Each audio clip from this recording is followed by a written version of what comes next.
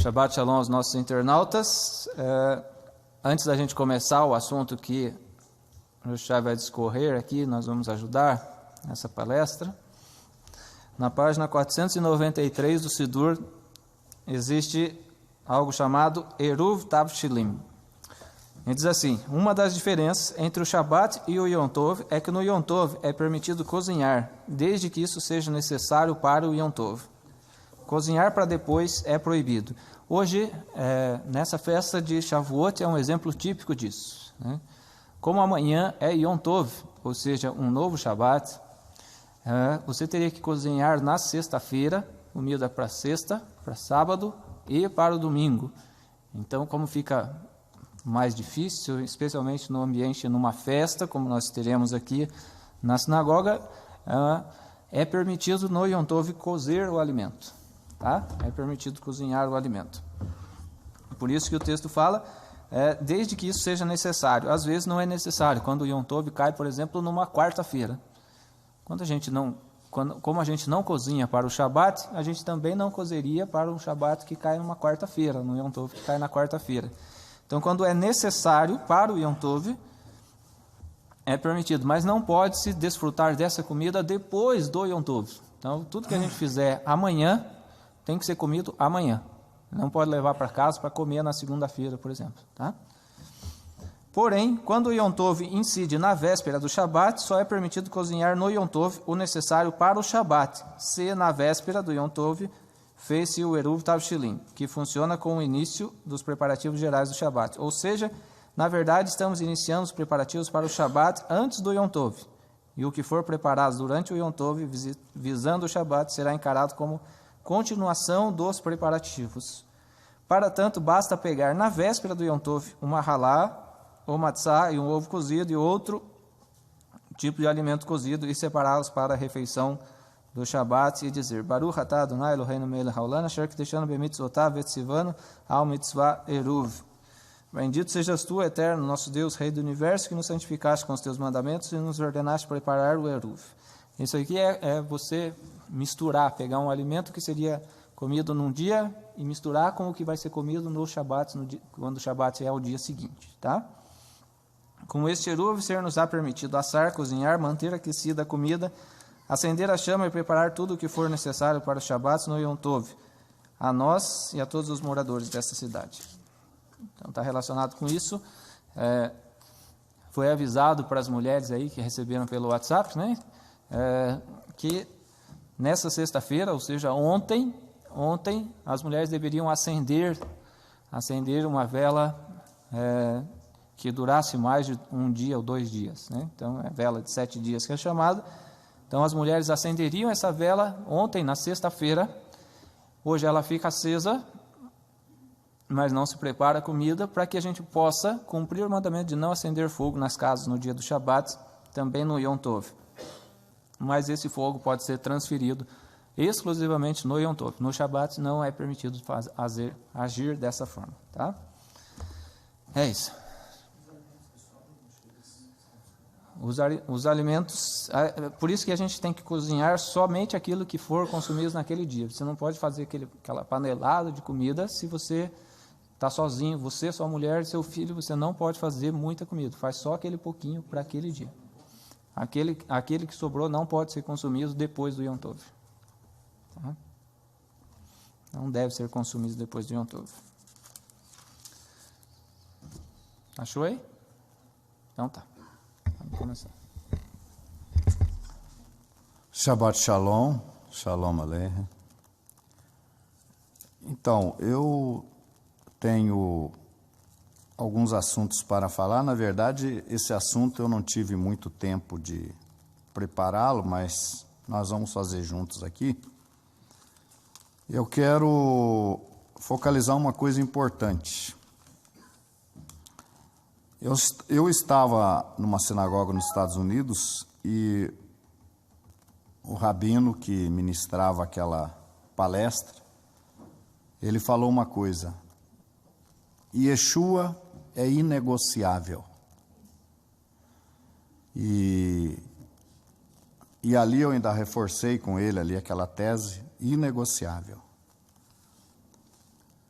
Mas, uma ocasião, Paulo Shaul HaShaliach, ele falou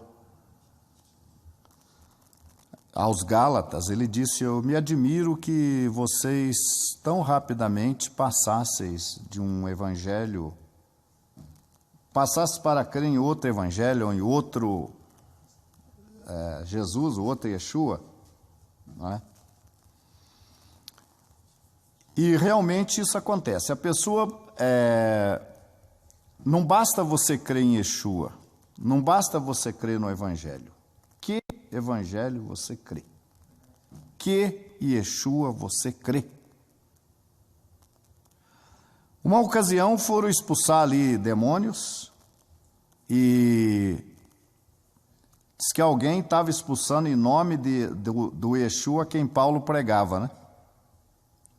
E os demônios acabaram se apoderando daqueles homens e dizendo: nós conhecemos Paulo e conhecemos a Yeshua, mas vocês quem são? Então não é verdade que o fato de você crer em Yeshua é em si suficiente. Uma outra coisa é o seguinte: você crê em Yeshua por quê? Por que você crê em Yeshua? Eu creio nele porque ele é Messias. Muito bem, porque ele é o Messias, é o Mashiach. Mas existe uma outra razão também porque nós cremos em Yeshua. Nós cremos em Yeshua porque ele salva, porque ele é o Cordeiro de Deus, ele é a realidade da sombra que era o Cordeiro que morria no passado. Então ele tem uma função, muitos gostam de usar essa expressão de servo sofredor, na condição de servo sofredor de Yeshua ben Yosef, de ter sido sacrificado pelos pecados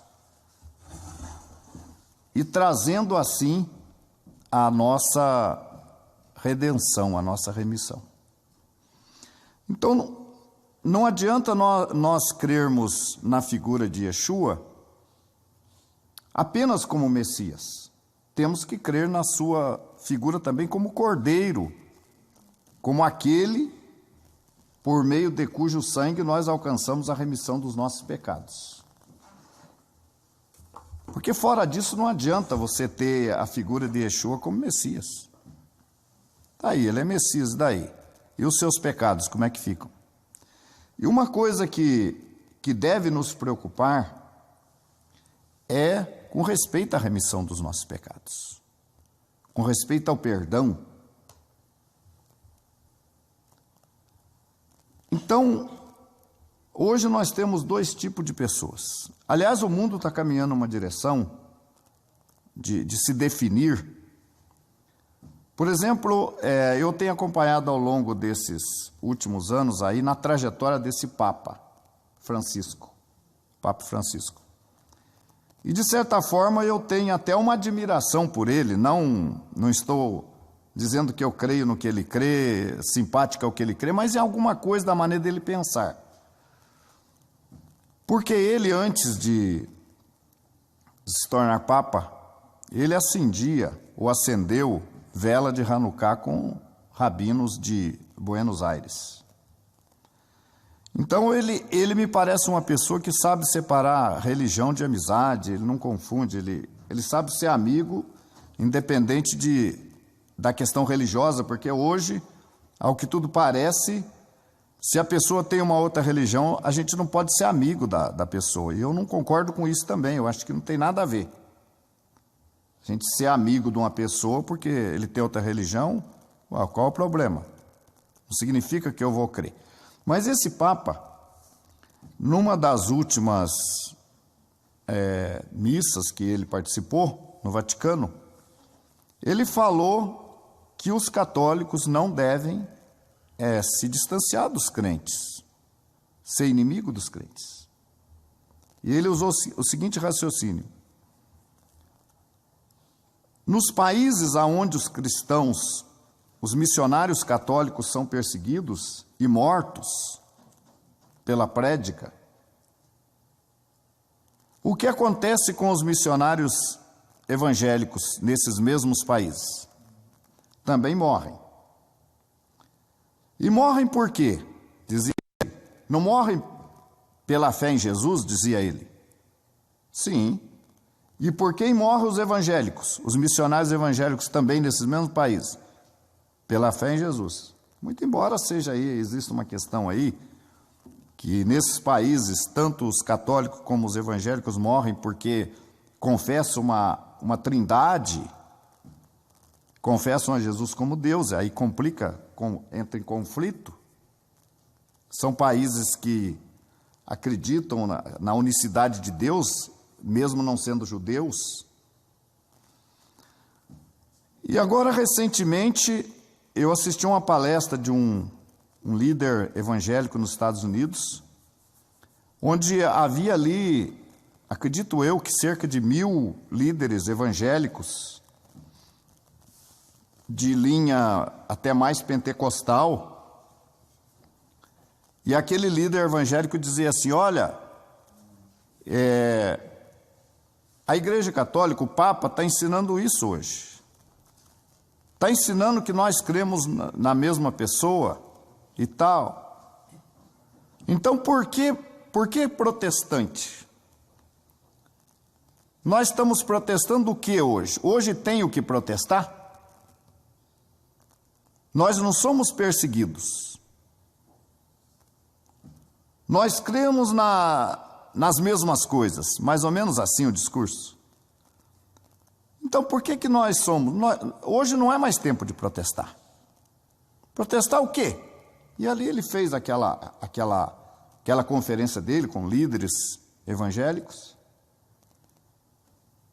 E no final ele falou: agora nós vamos ver um vídeo do Papa Francisco. E aí apareceu o Papa no vídeo, uma gravação que me parecia até uma gravação até de celular, parecia uma coisa bem simples. O Papa dizendo assim: eu quero primeiramente saudar o meu amigo fulano de tal, que era o conferencista evangélico. Quero cumprimentar ele, que é meu amigo pessoal, e dizer que eu me sinto feliz dele estar fazendo essa palestra aí, falando sobre o que nós estamos pensando. E aí, ao final daquela palestra ali, aqueles líderes evangélicos que estavam ali concordaram com o conferencista e disseram: não tem mais nada que protestar. Nós estamos praticamente juntos.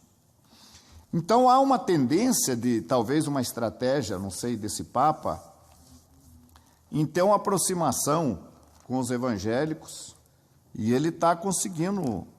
São pastores da linha pentecostal, os mais radicais, né? Então você tem uma ala, pelo menos nos Estados Unidos a gente percebe isso, uma ala sendo simpático às propostas do Papa, né? E ele ainda deu um exemplo, ele falou: vocês lembram lá de José no Egito? E José não recebeu os seus irmãos? E eles não reconciliaram, não se abraçaram? Então agora é tempo de reconciliação, o Papa dizia. Assim como José se reconciliou com seus irmãos, é tempo de reconciliação. Agora, quem é o José aí na história, né? Talvez seja ele, o José, né? E os irmãos são os outros, os evangélicos que... Então você tem uma ala, provavelmente caminhando nessa direção, o que para mim não representa uma coisa grave, porque realmente eles combinam em muitas coisas. Então talvez não haja a mesma razão de ser tão separados, né? Uma ala que vai radicalizar, que vai resistir a isso tudo aí, vai ver como uma coisa do diabo e tal, e vai resistir. E uma ala que está partindo para o judaísmo, que são os líderes evangélicos, religiosos, que estão buscando as suas raízes judaicas.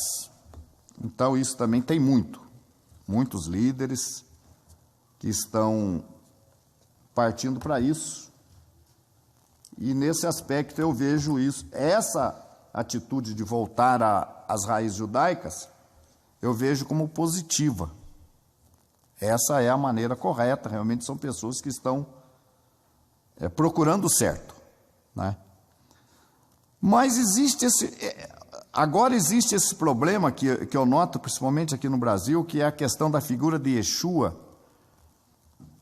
que, por um lado, eu quero que vocês prestem atenção nisso que eu vou falar. Nós temos, por exemplo, os espíritas que creem na figura de Jesus. Não é verdade? O espiritismo crê na figura de Jesus. Não é? Temos os cristãos, os católicos, que creem na figura de Jesus, inclusive já estão achando que há um motivo para estarem juntos. Identificam Jesus da mesma maneira, católicos e evangélicos. E eu pergunto para vocês, esse Jesus que essas correntes religiosas creem, os salva? Não. Por que o católico muda para ser evangélico, se ele já está crendo em Jesus lá na igreja católica? Se Jesus salva ele, ele pode permanecer lá. Ou o espírita está se tornando evangélico, mas ele já não crê em Jesus? A conclusão é que aquele Jesus que ele crê, se você perguntar para qualquer um deles, vai dizer, não, aquele Jesus que eu cria não tinha como me salvar. Mas hoje, dentre aqueles que estão crendo na figura de Yeshua, também tem pessoas crendo num outro Yeshua, que também não tem condições de salvá-los. Não, a gente continua crendo em Yeshua, tá? Mas no Jesus, no Yeshua que você crê, tem chance de salvação? Não, não tem. Então vejam bem, o livro de Hebreus, eu vou começar por aqui, na carta aos Hebreus, os escritos da Brit Hadashah, que faz uma referência à figura de Yeshua, no capítulo 9, o capítulo 10, deixa eu me localizar aqui.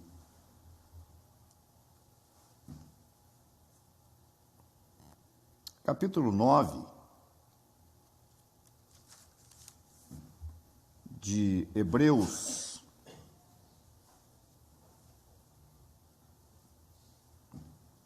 fala do templo, e aí a gente lembra, fala de uma data que nós conhecemos como Yom Kippur, que é a data da purificação do santuário, dos pecados do povo. Os pecados do povo, apesar de serem perdoados dia a dia pelos sacrifícios realizados de manhã e à tarde, eram transferidos para o Santo dos Santos no santuário. E uma vez por ano, o sumo sacerdote, após fazer a purificação dos seus próprios pecados, entrava no Santo dos Santos com o sangue para fazer a purificação dos pecados do povo, que ali se acumulava durante o ano. E, falando da figura de Yeshua, diz assim, capítulo 9,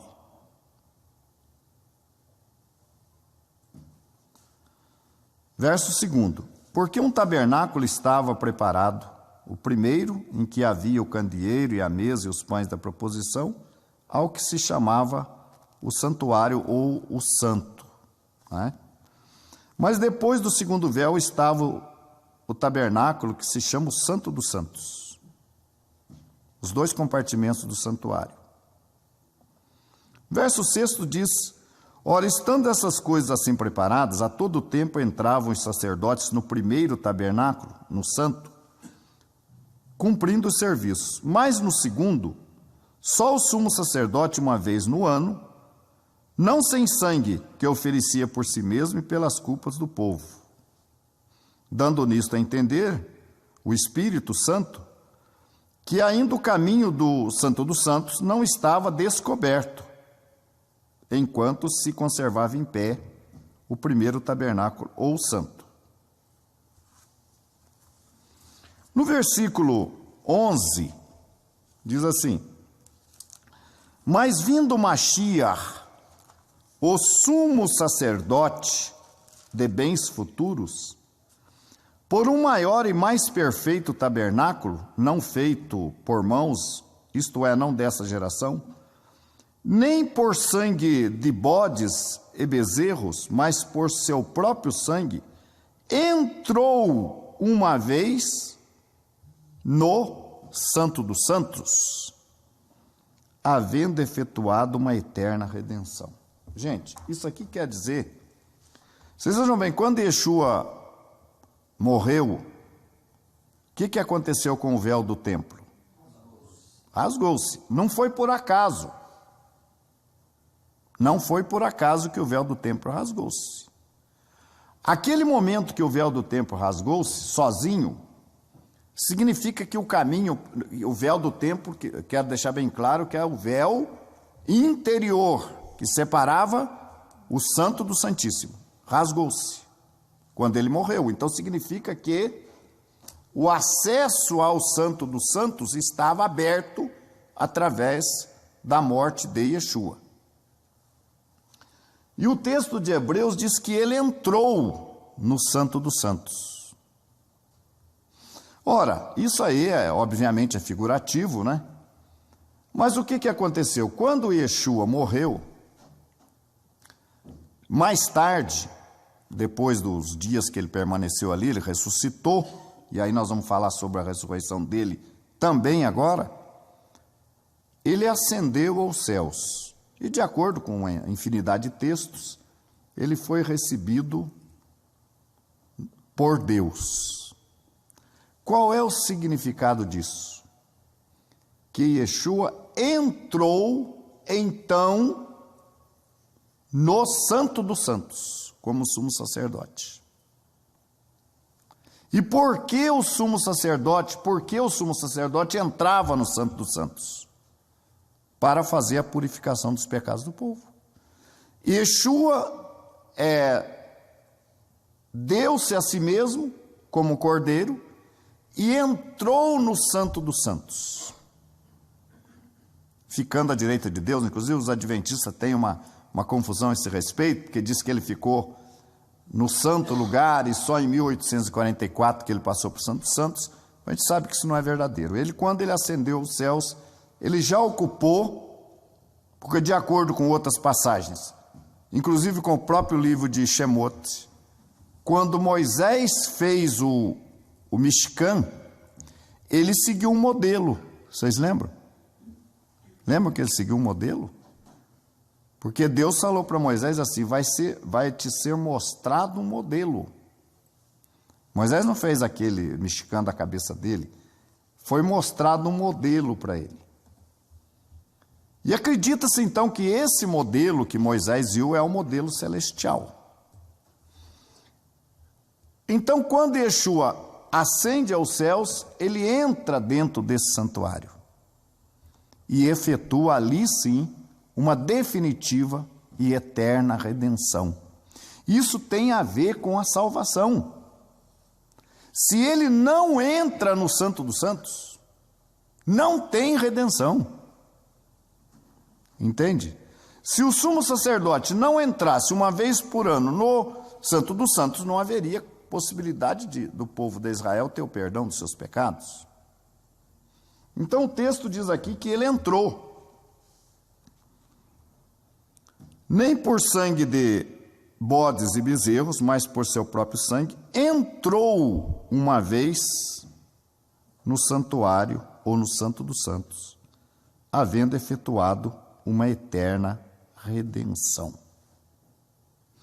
O verso 15 diz, e por isso mesmo é mediador, porque ele entrou no Santo dos Santos, ele se tornou mediador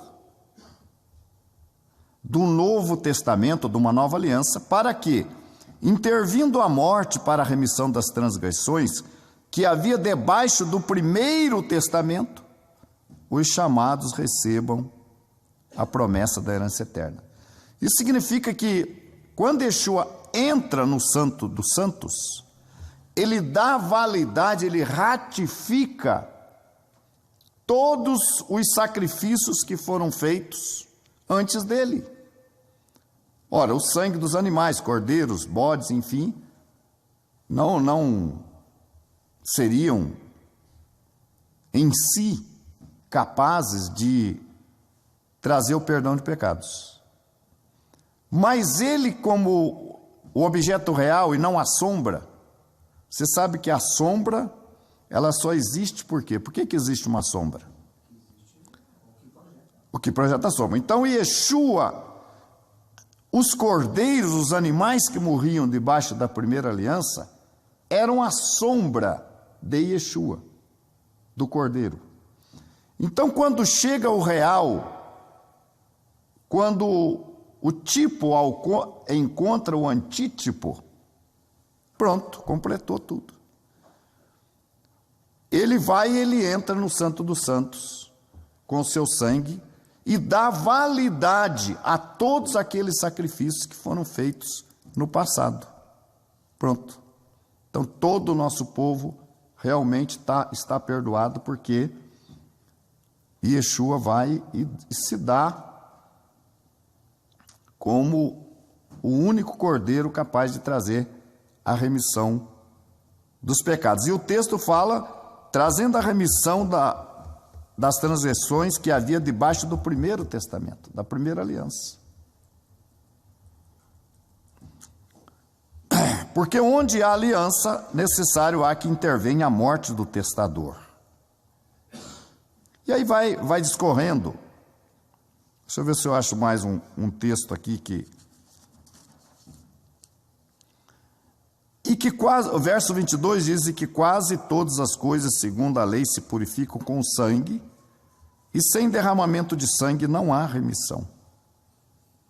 Então, de sorte que era bem necessário que as figuras das coisas que estão no céu, que são as terrenas, né, se purificassem, mas as próprias coisas celestiais com sacrifícios melhores do que estes.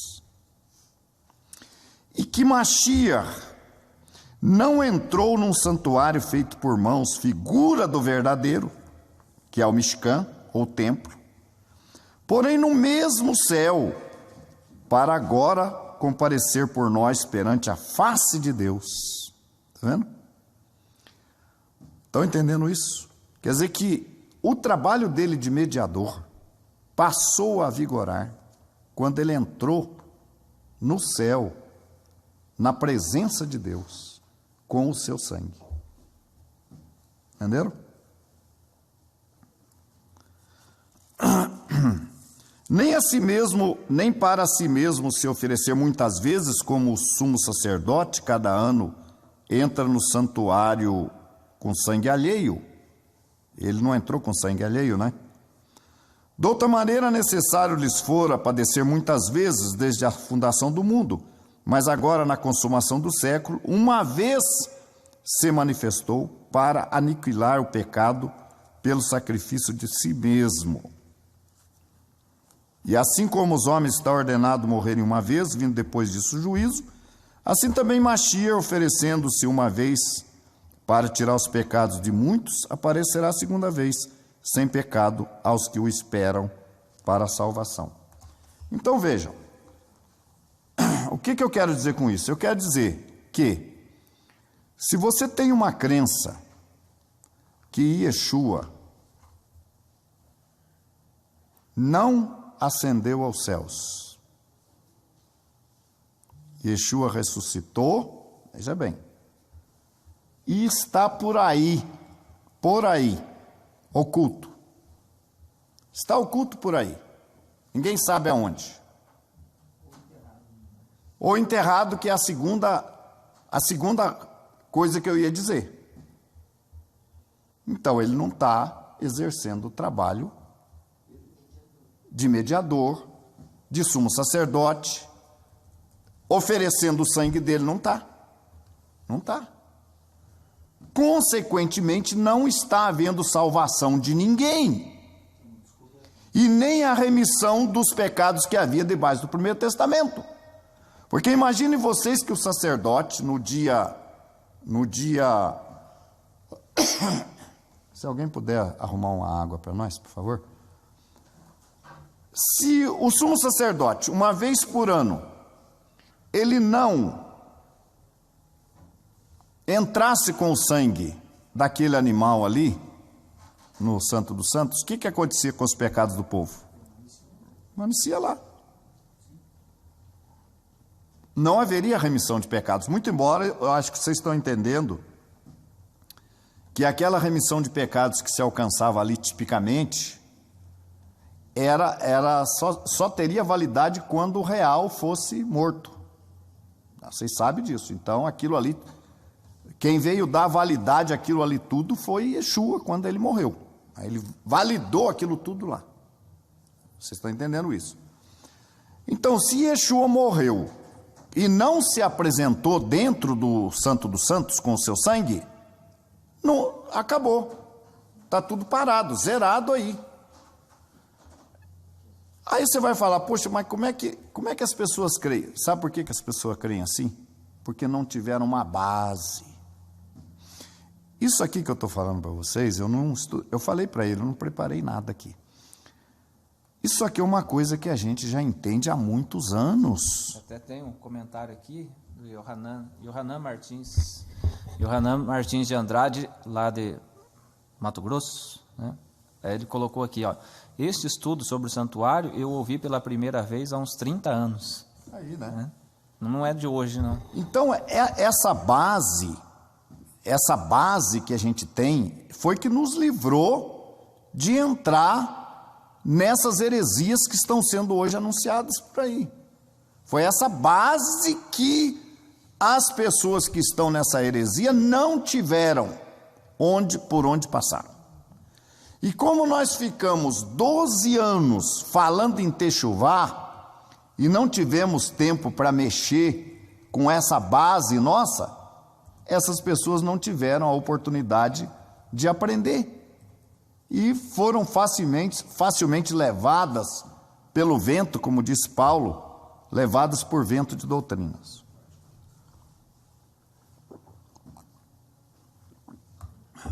Então, se a figura de Yeshua, se Yeshua não entrou no sumo, no Santo dos Santos, não tem processo de redenção nenhuma, nada feito. O cordeiro morreu, o sangue dele caiu lá para o lado de fora, acabou, cerrou.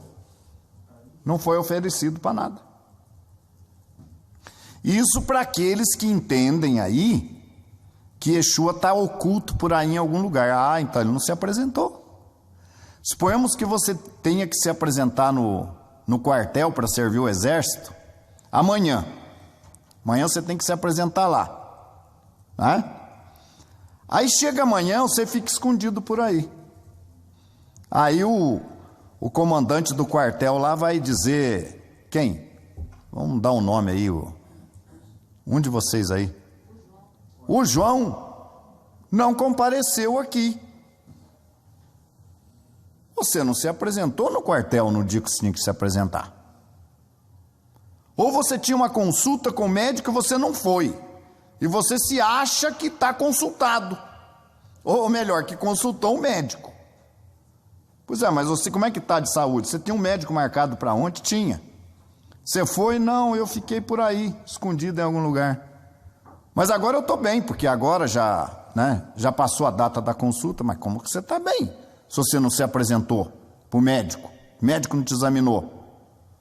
Se Yeshua está por aí escondido em algum lugar, e Yeshua até agora não fez o trabalho dele. E o livro de Hebreus está com história, enganando a gente. Porque aqui diz que ele se apresentou com o sangue dele, ratificou os sacrifícios anteriores, e ele não fez, porque ele está escondido por aí. Então as pessoas que acreditam nessas heresias não têm uma base, não sabem no que estão acreditando, não sabem. Então acreditam em tudo que se fala, é vento.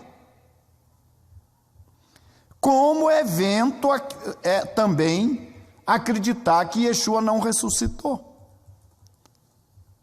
que Yeshua morreu e não ressuscitou, porque, aliás, você veja bem uma coisa, nos dias de Yeshua tinha ali dois segmentos, que eram os fariseus e os saduceus, e tinha um segmento que cria em ressurreição, né?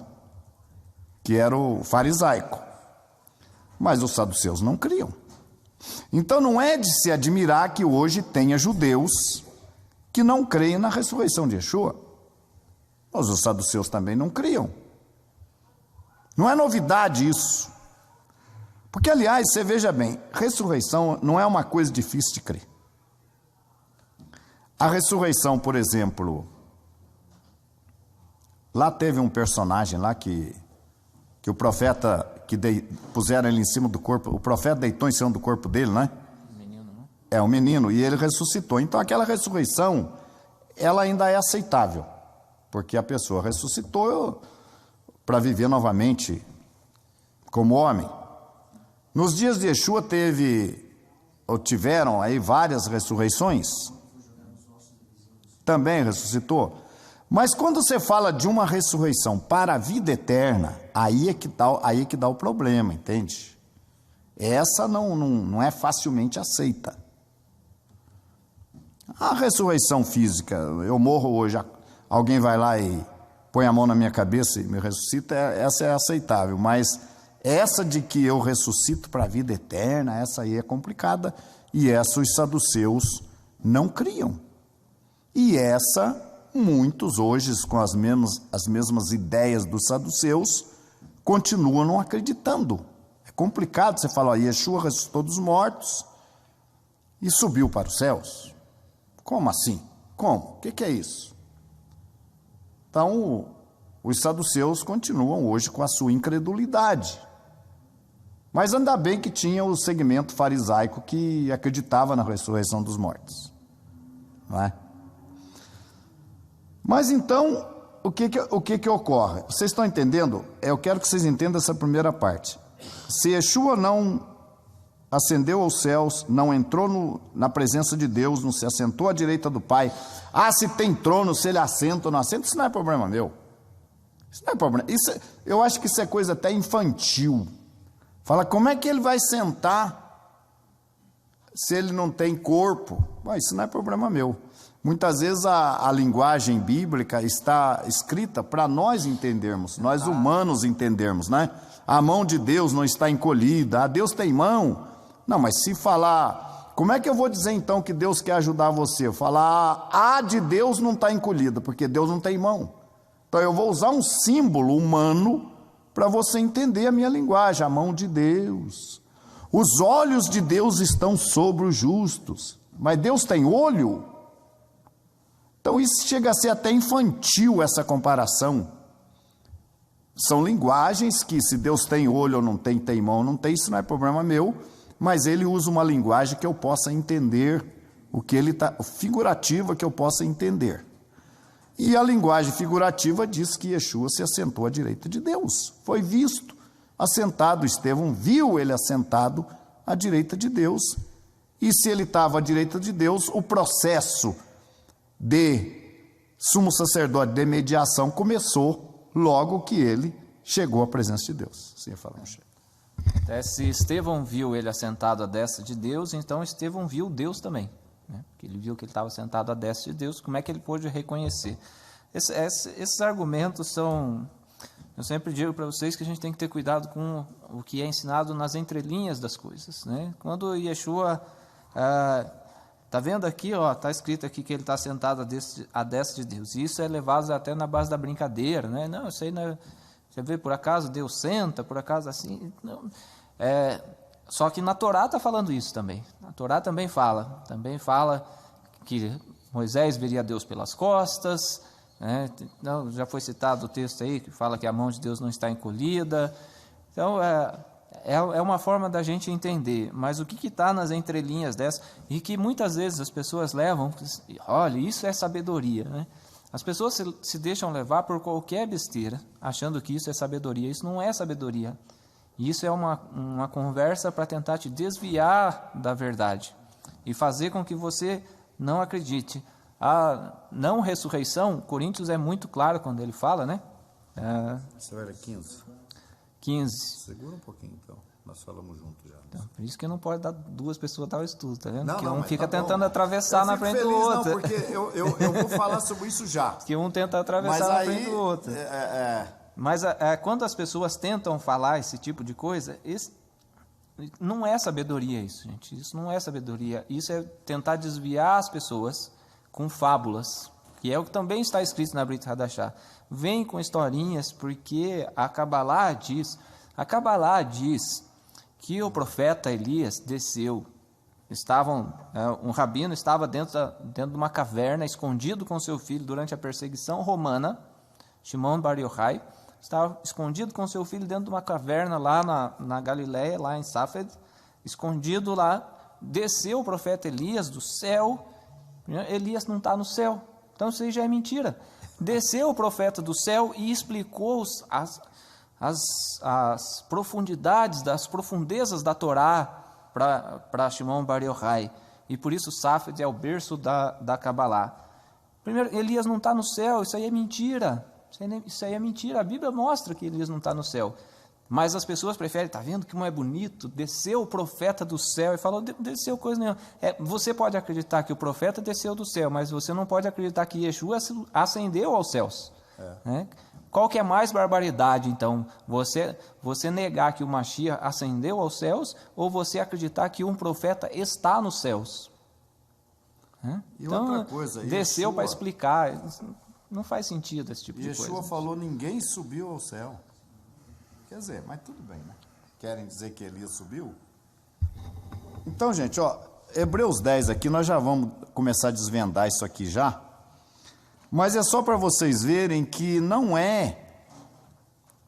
Se você acreditar na figura de Yeshua dessa maneira que estão ensinando aí, você está perdido. Você está perdido. Você perdeu a tua salvação. Já era.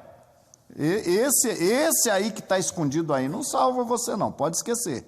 Esse aí não. Esse que eles estão dizendo aí que está escondido, esse aí você pode esquecer. Você está esperando salvação nele, da mesma forma que as outras correntes religiosas estão esperando no Jesus que eles creem. É igual. Mas veja, o capítulo 10 de Hebreus, eu quero só confirmar aqui,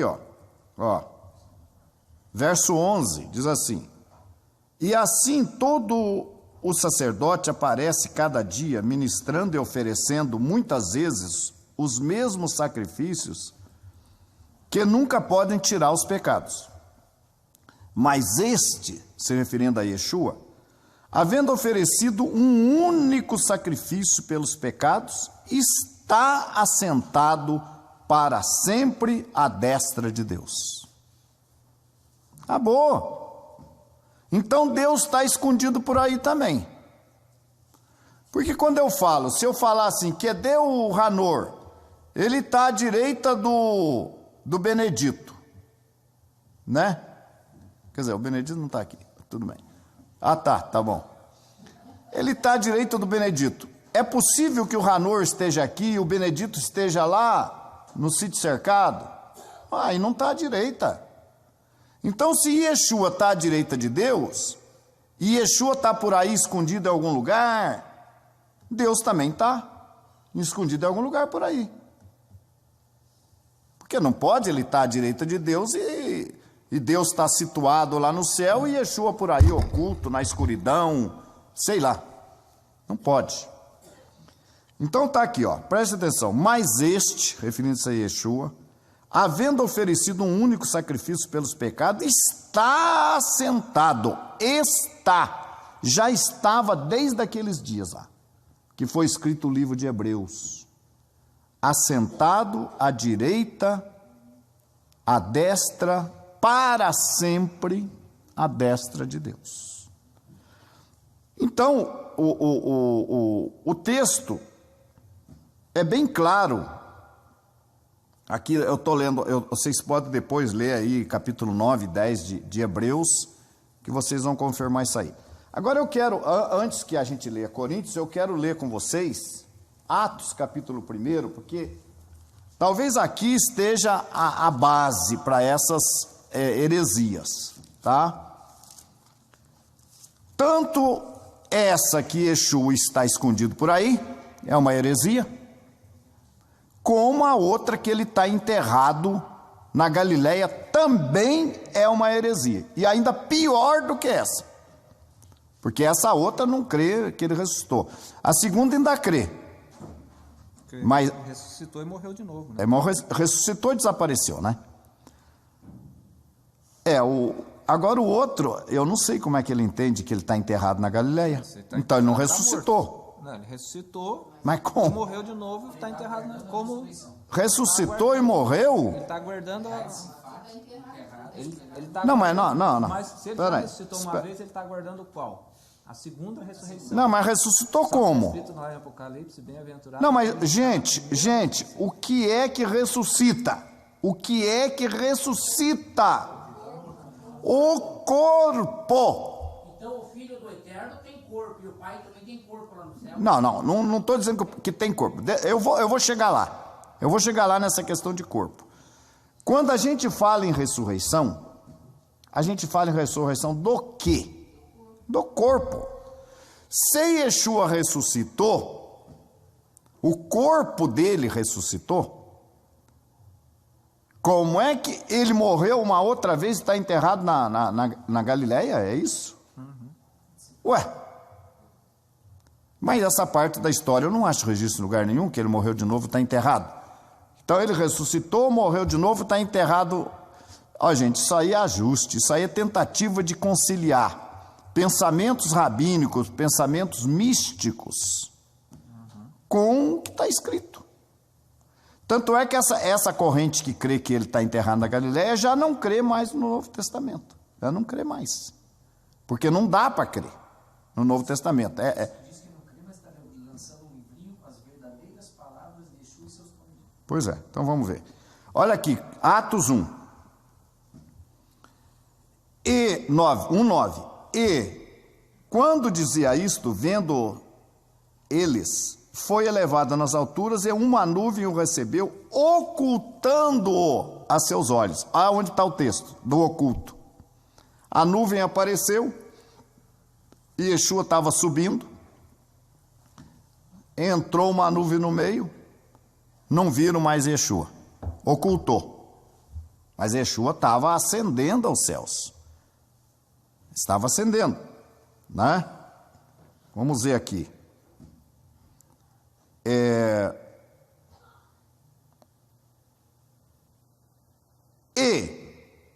estando com os olhos fitos, aonde? 10. Estando com os olhos fitos, aonde? No céu. Por que será, hein?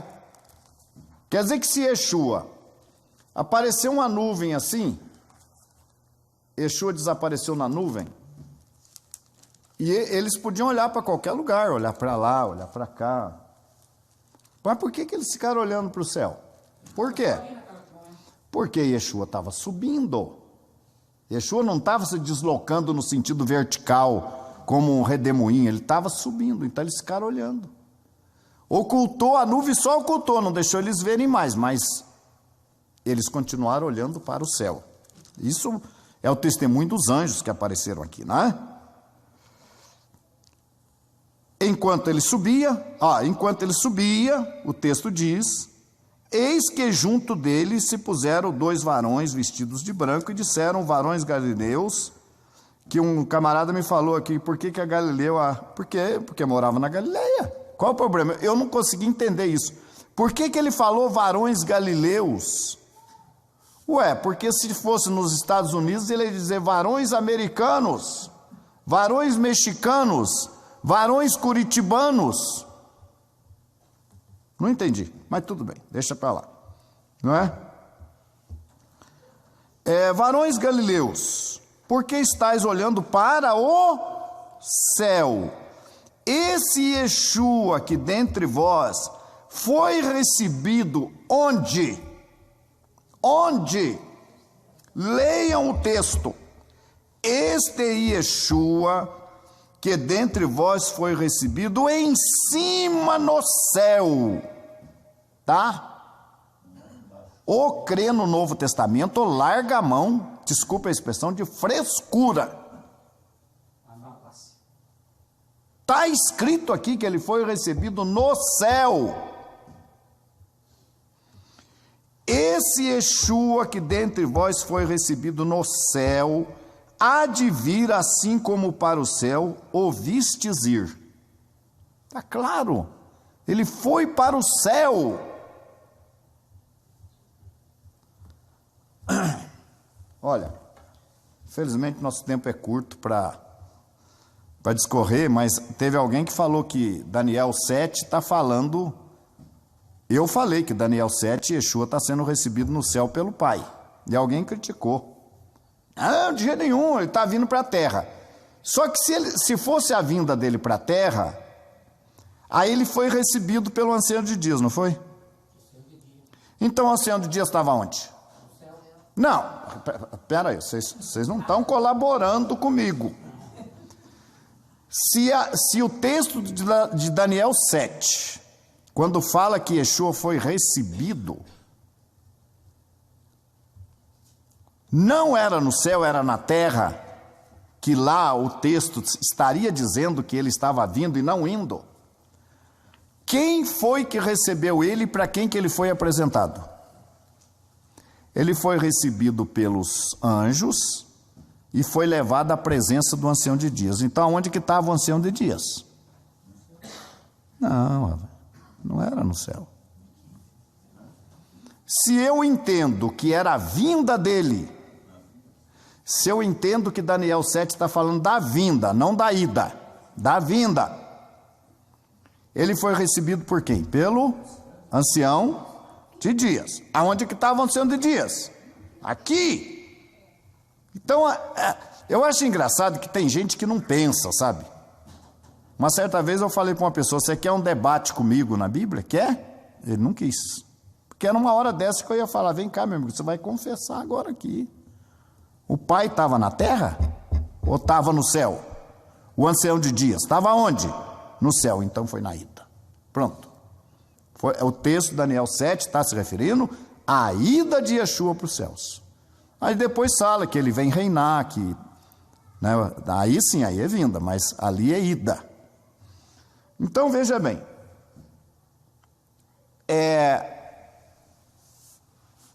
tem uma outra passagem, eu acho que o Moshe pode me ajudar e vocês podem me ajudar, como eu não tive tempo de preparar, que fala que Yeshua, que eles estavam com as portas fechadas e Yeshua apareceu no meio deles, depois da ressurreição. Eles estavam reunidos com portas fechadas e Yeshua apareceu no meio deles. Não é Atos não, é no fim de um dos 4 evangelhos. João 20 e 26. Como é que diz aí? Passados 8 dias, estavam outra vez reunidos os seus discípulos e Tomé com eles. Estando as portas trancadas, veio Yeshua e pôs-se no meio e disse-lhes, paz seja convosco. Bom, Yeshua já tinha ressuscitado, tá certo? Como é que ele entrou com as portas fechadas? Ele tinha ressuscitado, quer dizer que o corpo dele não estava mais na sepultura. Ele já tinha ressuscitado. Como é que ele conseguiu com o corpo dele, que ele tinha ressuscitado, entrar numa casa que estava todas as portas trancadas? Então, gente, veja bem, gente, é aí que está a ignorância desse povo. Quando você ressuscita, agora nós vamos em Atos 15, quando você ressuscita, o corpo físico é instantaneamente transformado num corpo espiritual. É um corpo? Mas é espiritual. Entenderam? Eu perguntei para uma pessoa aqui, meu amigo, me diga onde que está o corpo de Yeshua. Ele não soube responder. Não, eu quero saber, Porque se não estava na sepultura, aí alguém inventou aquela história lá que roubaram o corpo dele, lembra?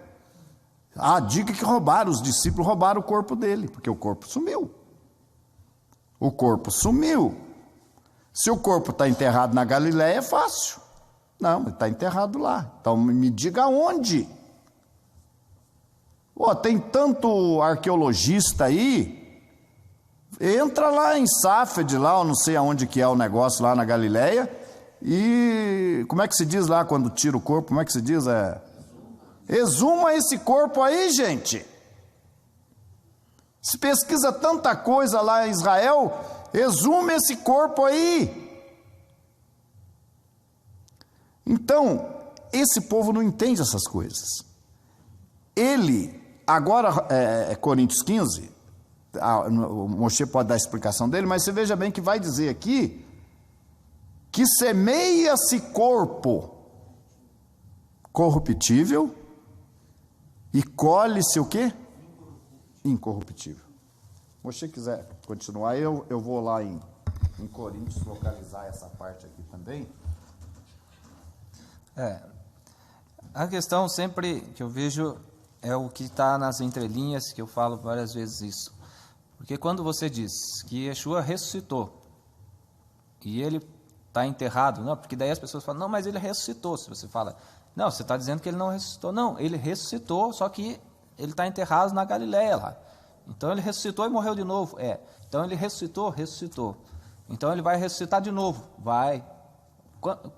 Já ressuscitou uma vez, essa é a segunda. Apocalipse, capítulo 20, fala assim, bem-aventurado e santo é aquele que tem parte na primeira ressurreição, sobre este não tem poder a segunda morte. Se ele já ressuscitou uma vez e vai ressuscitar pela segunda vez, então esse texto de Apocalipse já não serve, já não vale, porque daí já não é a primeira, já é a segunda dele, né? Já é a segunda. Para mim, essa questão sempre é muito simples. Por que manda-se queimar o Novo Testamento, ou não acredito no Novo Testamento, mas eu acredito em Yeshua? Porque se falar de cara para você, olha, eu não acredito em Yeshua, você já fala, então não serve para mim. Aí você fala, não, eu acredito em Yeshua. Aí você vai e entra e começa a ouvir aquilo. Toda pessoa que nega Yeshua não vai falar, olha, eu não acredito em Yeshua. Está cheio de sinagoguinha por aí em que as pessoas negam Yeshua. Daí você fala assim, mas eu acredito. Daí ele fala, eu também acredito, só que aqui a gente não fala. Ou seja, ele não acredita coisa nenhuma. Acredita. Quem acredita, fala, eu acredito em Yeshua, eu acredito que ele seja o Mashiach. Eu vou dizer uma coisa, Moshe. Há um acovardamento de alguns. Gente, eu ainda falava com uma Haverá aqui embaixo ainda. Eu creio em Yeshua. Eu creio em Yeshua. Aí alguém disse assim, olha, mas você crê em Yeshua? Você crê em Yeshua? Eu creio. E não há 10% do nosso povo que crê que o Rebbe, o de Lubavitch, é o Mashiach. Ginerson é o Mashiach. E qual é o problema? Que esses que creem que o Rebbe de Lubavitch é o Mashiach, qual é o problema? E por que eu não posso acreditar que Yeshua é? Se eu for comparar a figura de Yeshua com a figura do Rebbe, com todo o respeito que eu tenho pelo Rebbe, Yeshua tem muito mais coisa que o Rebbe. Então qual que é o problema? Porque os cristãos creem em Yeshua. Bom, aí então é problema seu. Se você não quer crer, dá licença. Porque a mim não me afeta nada, eu creio em Yeshua. Mas tem gente que covardemente quer jogar nos dois times, então fica aí, defendendo conceitos judaicos místicos, assimilados do paganismo, que esses conceitos aí, que Yeshua está escondido, que Yeshua está morto, são conceitos assimilados do misticismo judaico, por gente que tem medo, que quer jogar nos dois times, agradar um e o outro lado. E eu não estou nem aí com isso aí, eu quero manter a minha identidade judaica, manter o meu link com o nosso povo, cumprir a Torá e crer em Yeshua, porque não tem nada a ver o fato de eu crer em Yeshua com a minha fé judaica. Agora não, eu tenho que agradar os conceitos judaicos mais absurdos para eu estar bem? Eu não. Eu tive um dia aqui em Curitiba que nós fomos numa agência de viagem de uma judia. Uma judia. Aí ela gostou, teve até interesse em vir na nossa sinagoga. E nós conversávamos sobre alguns ramos ortodoxos para ela. Ela falou, Deus me livre. Eu não quero nem saber desses ortodoxos aí. Era judia. Então não é verdade que todo judeu crê nessas coisas. É uma mínima porcentagem que crê em misticismo. Mas eu tenho que crer? Eu não tenho que crer. Não tenho. Um cidadão falou para mim que a visão dele já está no 4º nível de compreensão da Torá, no nível Sod. Quer dizer, olha, gente, eu acho que tem hora que eu prefiro não ter esses níveis não, sabe? Eu quero cumprir Torá. Eu não quero entrar no que se chama nível desse tipo de nível que eu vou ter que crer em tudo quanto é assimilação pagã para eu estar bem. Isso aí para mim não me interessa. Isso aí para mim não me interessa. Eu tenho que estar negando Yeshua, quem é Yeshua. Então veja, diga, Moshe. Sobre os 4 níveis, eu expliquei isso no curso de conversão já na primeira aula, se não me engano, que é chamado de Pardes, Peshat, Remesh, Drash e Sod. Nenhum nível é maior do que o outro. E os rabinos que falam do conceito dizem que o nível de Drash, que é o ensinamento moral, ele é o mais profundo. Não é o Sod, não é a Kabbalah, é o nível de ensinamento moral. Porque o que é a Torá? A Torá é basicamente um ensinamento para a nossa vida moral. Então, é o caráter de Deus que é revelado através da Torá. Quando dizem que o Rebbe Lubavitch é o Mashiach, né? Da mesma forma que eu citei o profeta Elias descer do céu e ir numa caverna explicar para o Shimon Bar Yochai, por que o Rebbe Schneerson, que é o Mendel Schneerson, ele é aceito como Mashiach e Yeshua não é? Veja, gente, a Torá especifica um profeta igual a Moisés e tal, né? Então, o judaísmo determina que Mashiach teria que nascer em Israel. O Rebbe Lubavitch nasceu na Ucrânia. Europa Oriental, lá no norte. Nasceu na Ucrânia em 1902. Morreu agora em 1994. Eu aceito que ele seja o Mashiach, mas não aceito a Yeshua, né? Ele não nasceu lá. Ele nunca botou os pés em Israel. Nunca colocou os pés em Israel, mas é aceito como Mashiach. Então, a gente tem que respeitar os diversos segmentos judaicos. E é assim, gente, respeitar é uma coisa, aceitar é outra. Eu respeito o cara que está na macumba, eu respeito o católico, eu respeito o evangélico. Aceitar que aquilo esteja certo é outra.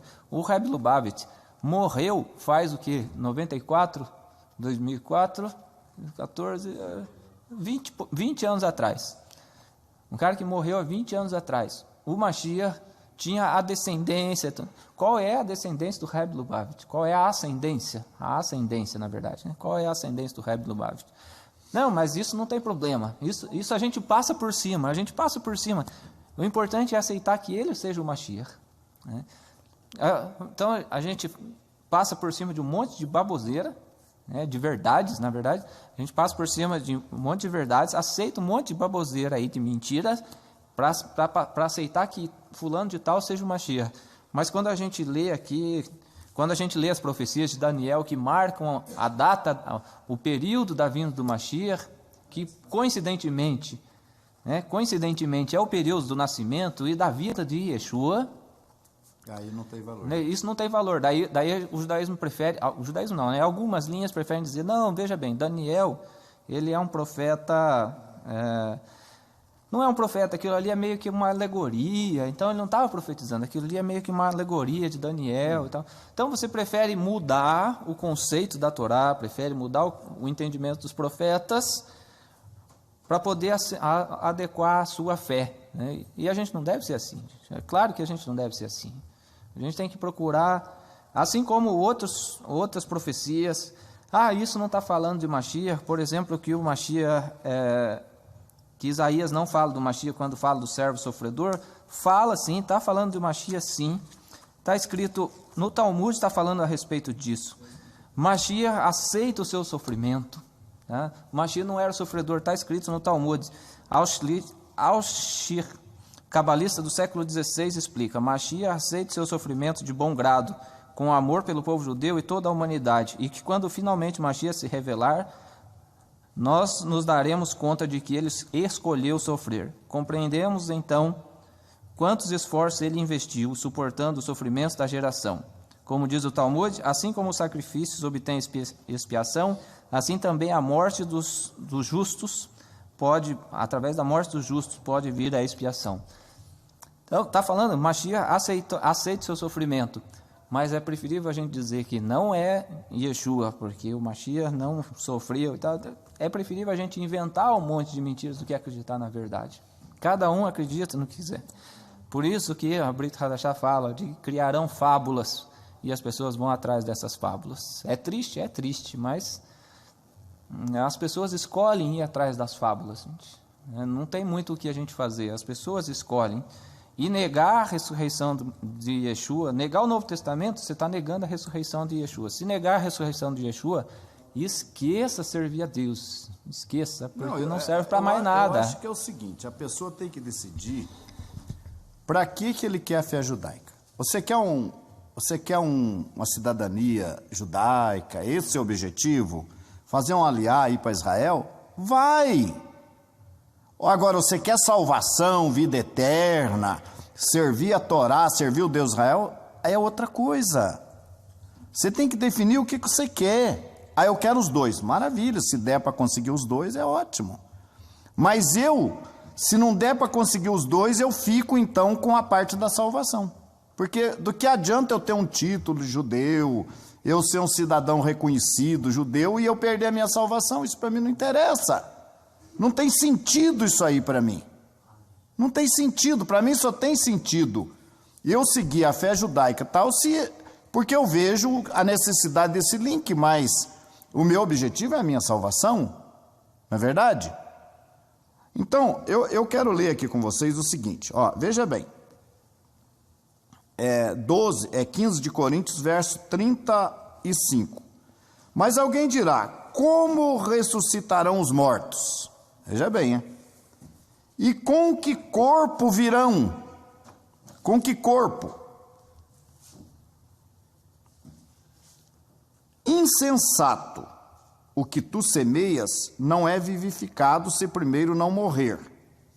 E quando semeias, não semeias o corpo que há de nascer, mas o simples grão, como de trigo ou de outra semente.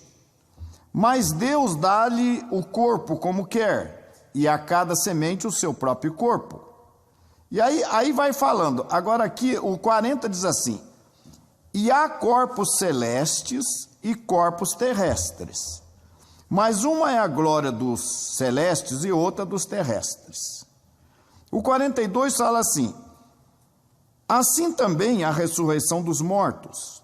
Semeia-se corpo em corrupção, ressuscitará em incorrupção. Semeia-se em ignomínia, ressuscitará em glória. Semeia-se em fraqueza, ressuscitará em vigor. Semeia-se corpo animal, ressuscitará corpo espiritual. Se há corpo animal, também há corpo espiritual. Assim também está escrito: o primeiro Adão, o primeiro homem, Adão, foi feito em alma vivente, o último Adão em espírito vivificante. Então você veja, isso aqui prova que nós não vamos ressuscitar com o corpo carnal que nós temos. Ou seja, no ato da ressurreição, porque não está ordenado a todo homem morrer? Tá. Então vamos fazer um exemplo aqui. Aí Paulo fala isso aos Coríntios: nós os que ficarmos vivos, em Tessalonicenses, depois nós os que ficarmos vivos, nós não precederemos o que dorme, né? Nós os que ficarmos vivos, seremos o quê? Transformados. Então você está vivo, você não morreu. Não é o seu caso, vai ressuscitar você lá.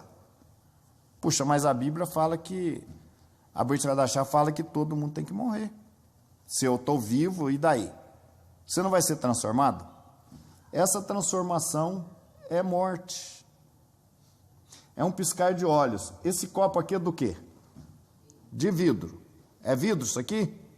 É.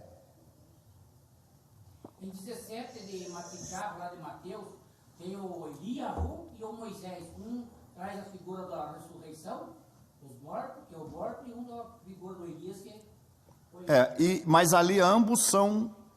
ali ambos estão mortos, mas ambos apareceram, né? Ali é uma visão, tá? Mas Só... traz no símbolo como seria a ressurreição?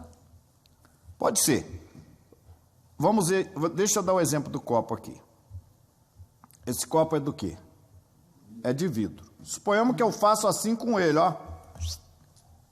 E eu levanto ele aqui, ele é ouro. Vocês olham, é ouro agora o copo. Que copo é esse de ouro aqui que vocês estão vendo? Que copo é esse de ouro aqui que vocês estão vendo agora? Hã? É outro copo. Então onde é que está o outro? Não, senhora. A senhora respondeu errado, desculpe. O que é esse copo de ouro? O que é esse copo de ouro? É o incorruptível que é a incorruptibilidade. É o mesmo copo. É essa a resposta que eu quero. Esse copo de ouro é o mesmo que eu abaixei e levantei. Não é outro, não. É o mesmo. Só que agora ele é do quê? Ouro. Não, revestido não. É ouro. Transformou-se em ouro. Aqui não tem mais nada de vidro na minha mão. Aqui tem um copo de ouro agora.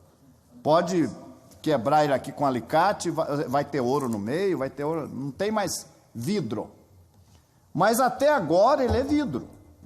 Agora depois que eu fizer isso aqui, ó, levantei o copo, vocês viram de novo, é ouro. Entendeu o que aconteceu com Yeshua? O que estava enterrado ali? O que estava sepultado ali naquela gruta ali? O corpo dele. Quando ele ressuscitou, o que aconteceu com aquele corpo de carne e osso que estava ali? Foi transformado num corpo espiritual.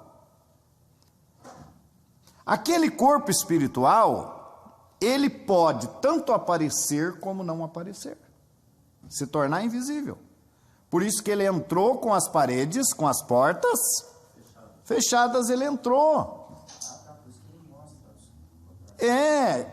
Vocês entenderam? Não tem um corpo que foi enterrado lá no chão, não. É aquele ali, transformado.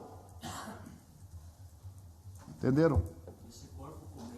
A ressurreição, exatamente. Esse corpo transformado, espiritual, aperfeiçoado, imortal agora, ele pode comer, beber? Pode. Se der comida para ele, ele come, ele bebe. Onde vai a comida? Desaparece. Isso é o de menos.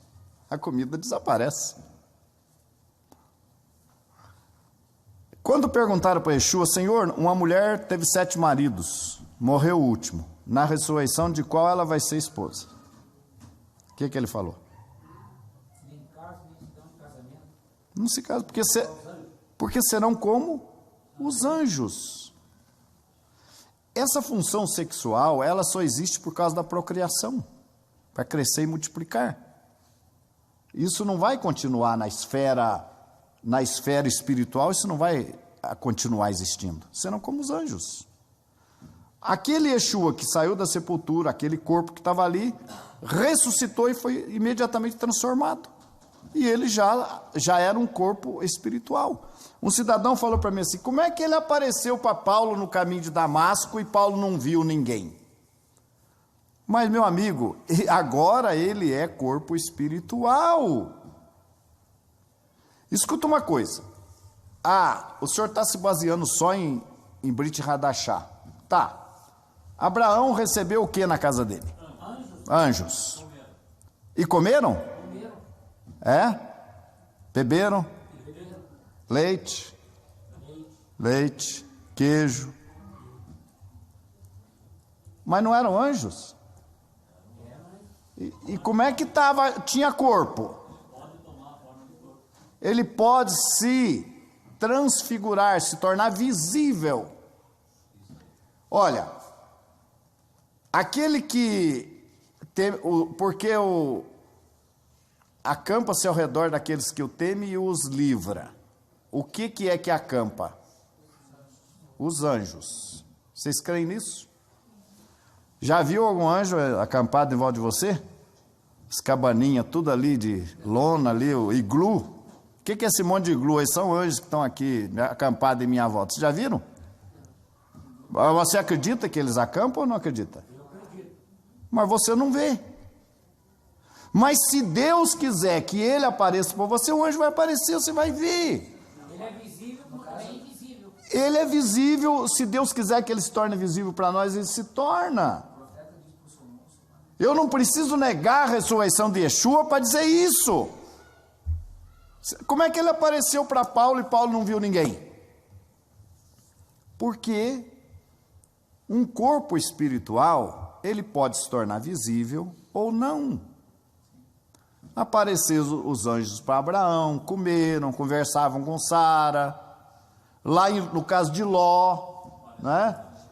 Eles juntaram Ló pela mão lá para puxar para fora, ou não está escrito isso? Não lembro agora que os anjos, vamos saindo de Sodoma, vamos saindo. Os anjos não pegou na mão deles assim? Será que não teve um lance desse? Como é que o anjo pegou na mão se o anjo não tem mão? Mas tinha mão naquela hora. Pegou na mão de Abraão ali, Abraão, como é que vai? Deu um abraço em Abraão. Corpo celestial, gente, corpo espiritual. Então nós, os que ficarmos vivos, por ocasião da vinda de Yeshua, nós vamos ser transformados. É isso aqui, ó, ouro. Só que nessa transformação, o vidro sumiu e apareceu o ouro. Então o vidro morreu, houve morte. Mas foi tão rápido assim, que é num piscar de olhos que você não vai sentir que morreu, vai ser, você já é outro. E assim aconteceu com Yeshua. Esse é o poder do Espírito. Exatamente. Então, quer dizer, vocês estão entendendo? Então não há nenhuma dificuldade. Aí o camarada não soube me responder até hoje aonde é que está o corpo de Yeshua. Ele ficou embananado, eu quero saber do corpo dele. E uma resposta tão simples como essa que eu dei para vocês aqui, né? Onde está o corpo? O corpo foi transformado. Entenderam? Então vai acontecer conosco, nós seremos transformados na vinda de Yeshua, se estivermos vivos. Se estivermos mortos, ressuscitamos e já ressuscitamos transformados. Não fica no pó da terra, ainda ficou os resíduos lá do corma. Do corma. Ficou os resíduos lá dele ainda, lá uns cabelos dele, não vai ficar nada, nós vamos ser transformados. Tem que ter essa transformação, sabe por quê? Porque, olha gente, a nossa inteligência, a nossa mente, está dentro dessa máquina aqui, ó, né? Então, por exemplo, vou dar um exemplo para vocês, sabe o que é isso aqui? O que é isso aqui? Um pendrive. Aqui está cheio do quê? De informações. Mas se eu não tiver o pendrive, eu não tenho as informações. O corpo é o pendrive seu. Então eu tenho que primeiro ligar o seu corpo, botar a vida nele, para ser você. Agora eu transformo. Agora é você transformado. Por isso que tem que ter a ressurreição. A sua personalidade está no corpo. Está construído dentro do cérebro seu. É por isso que você tem que ressuscitar, para ser você mesmo. O dia que você ressuscitar, você vai ver que é você, não é outro. Sou eu. Muito melhor, obviamente. Se eu sou velhinho, aí eu não estou tão velhinho mais, já estou mais jovem, mais bonito, porque nós vamos ressuscitar bonito, né, Corpo? Vamos ressuscitar bonito, né? Não feio igual. Não feio igual nós somos aí. Você não né? pega a ressurreição, perde o tempo aqui. Então, exatamente. Então, nós vamos ressuscitar para recuperar esse arquivo de cada um. Esse arquivo tem que ser resgatado. Então, nós vamos ressuscitar e ser transformado. Então, qual é a dificuldade em crer na ressurreição de Yeshua? Nenhuma. Então, ele está no corpo, tá, mas a carne e o sangue não é do reino de Deus, mas não é da mesmo. Porque não é mais o vidro, é ouro agora, ouro pode. A carne, o sangue, o vidro não, mas o ouro herda. E agora é ouro. O que era vidro agora é ouro. Agora ele herda o reino. Agora ele é visível e ele é invisível. Agora Yeshua dá um grito lá em Jerusalém: quero todos os meus súditos que estão governando a terra no reino milenar aqui em Jerusalém. Eu não preciso ir ali para o aeroporto de São José pegar um voo para Jerusalém, não. Eu estou lá na hora, porque eu sou espiritual. Estou aqui, mestre. Estou aqui, cheguei. Porque nós somos como os anjos. Entenderam? Então, gente, essas ideias de que Yeshua está vagando por aí, não sabem definir do corpo dele, ninguém sabe explicar nada. Está enterrado na Galiléia, é de gente que veio lá de religiões que já cria nisso. E aí a assimilação judaica, o misticismo judaico, pega a coisa do cristianismo também, para assimilar. Assimilou do paganismo, assimilou do cristianismo. O judaísmo assimilou. Então é muito fácil para uma pessoa que veio, que tem origem cristã, ele aceitar essas coisas, porque ele já cria nisso antes. Ele já cria nisso tudo antes. Então para ele é um toquezinho, ele já está dentro desse misticismo aí. Agora, quem tem o conhecimento da Torá, da Bíblia, sabe o que é alma, o que é corpo, o que acontece com o morto, esse não vai nessa onda, não vai nessa conversa mole aí fora. Mas olha, aqui Coríntios, veja bem, vocês vejam bem, preste atenção nisso aqui, ó. Por isso que tem que pegar o Novo Testamento, enterrar, queimar, porque não tem jeito. Olha aqui, ó. Ora, se prega que Machia ressuscitou dos mortos, como dizem alguns dentre vós, que não há ressurreição de mortos. E se não há ressurreição de mortos, também o Machia não ressuscitou.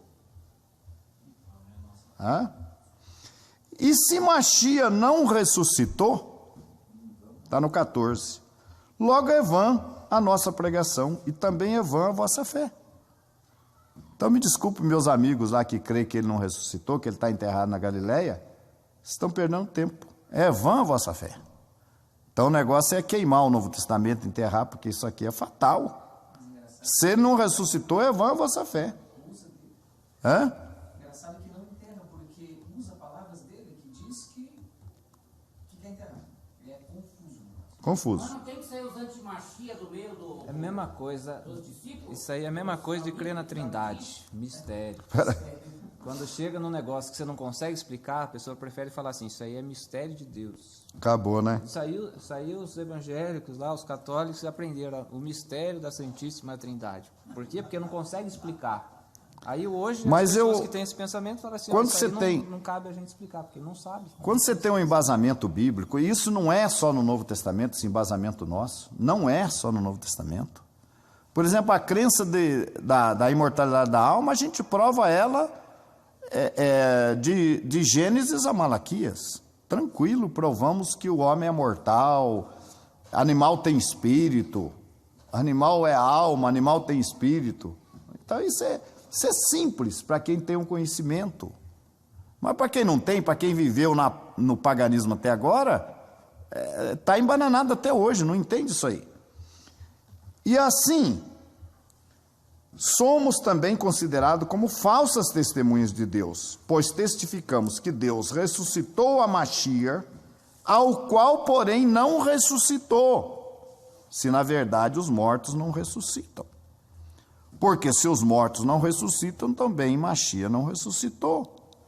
E se Machia não ressuscitou, é vã a vossa fé, e ainda permaneceis nos vossos pecados.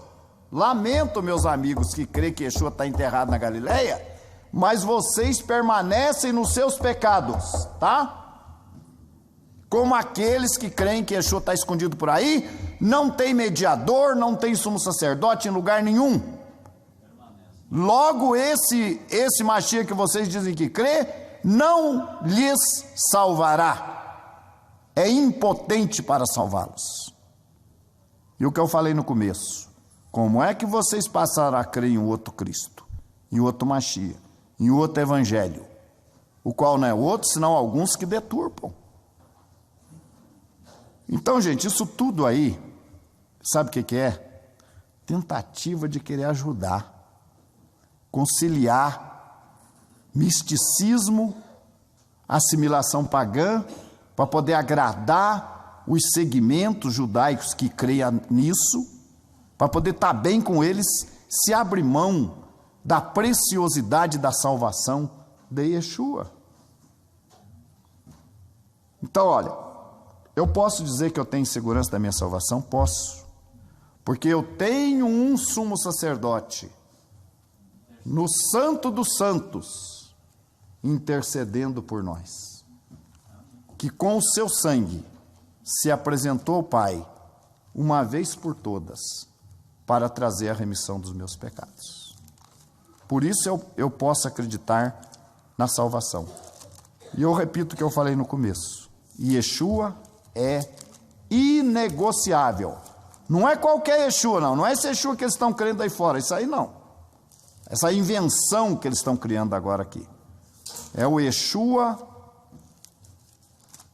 completo, sumo sacerdote. Esse aí é inegociável. Moshe. Para mim acabou. Então eu quero agradecer aí aos nossos amigos, nossos reverendos que estiveram conosco aí ao vivo, né, participando desse estudo. Espero que a gente tenha contribuído de alguma forma para que você firme a sua fé em Yeshua, no Yeshua bíblico, sumo sacerdote, mediador, intercessor, cordeiro, que você creia na ressurreição dele e confie nele. E agradeço a todos também, os que estão aqui conosco nessa classe, participando desse estudo. Espero que a gente possa ter ajudado vocês a se fortalecerem, para que não se ande atrás de vento de doutrina, viu, gente? De vento, de coisa que não tem substância, certo? Shalom.